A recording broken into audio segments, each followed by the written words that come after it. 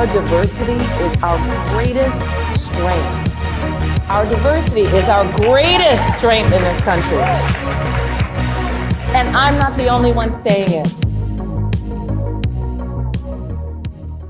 It's no secret, people are lonely. The modern world is too complex, there's too many people, communities have broken down, and young men especially spend their lives going from work to the gym, to their gaming room, and back to work. This is partly because of social media, partly because of urban sprawl, but another major problem that often gets ignored is diversity. The largest study on the topic, done by Robert Putnam, proves that the more diverse a community is, the more likely people are to distrust their neighbors, to withdraw even from close friends, to expect the worst from their community and its leaders, to volunteer less, give less to charity, and work on community projects less often, to agitate for social reform more, but have less faith that they can actually make a difference, and to huddle unhappily in front of the television.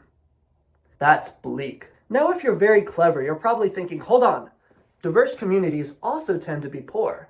Maybe poverty is the problem, not diversity.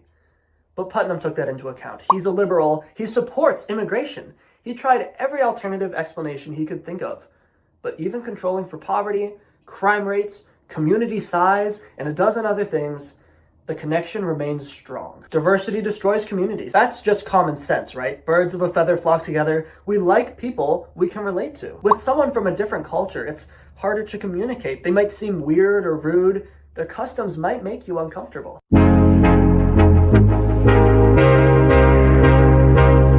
The leftist response is, sure, diversity makes people uncomfortable, but maybe that's a good thing. Let's say you're the CEO of a major corporation.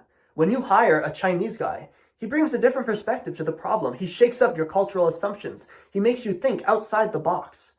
It's not comfortable, but nobody ever built a Fortune 500 company by staying comfortable. There's some truth to this. Immigrants might occasionally bring better ideas to the table, but it's not like you're going to have unique insights on astrophysics or gynecology just because you're from another country. What's more significant, the occasional new idea or the loss of cohesion and teamwork and communication? History tells us the answer. During the Civil War, soldiers in more diverse companies were more likely to desert. In homogenous companies, with men from the same region, they were much more brave and loyal. We need that group cohesion to work together and accomplish great things. Back in the 1950s, when everyone in your town had the exact same culture, neighborhoods would organize bake sales and charities and baseball games. Can you imagine that happening today? This lack of community doesn't just affect our neighborhoods, it affects our nation. Europe is much less diverse, and because of that, their society is more unified. They have a stronger sense of brotherhood. That's why European countries spend more on welfare and public transportation and building up their communities. One study found that nearly half this disparity is because America is too diverse.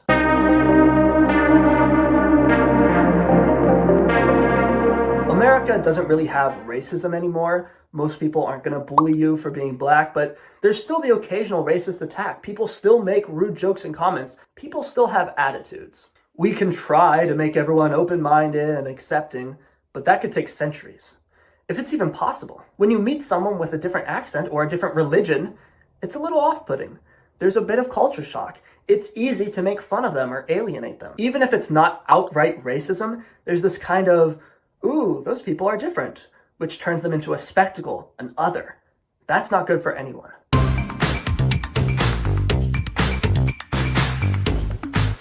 At the end of the day, society is designed for the majority. That's not necessarily a bad thing. We can't make everyone comfortable all the time, but when you come in with a different religion and different manners and customs, you're going to feel uncomfortable, you're going to feel confused, and you're going to feel alienated. The dark side of multiculturalism is that nobody can truly live a multicultural life. There's whole segments of American culture I will never understand, people I will never truly connect to, neighborhoods where I will never fit in. The melting pot is a lie.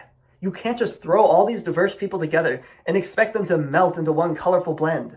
We separate, like oil and water, fracturing communities and alienating whole swaths of the population. Diversity doesn't work. Thanks for watching. God bless America.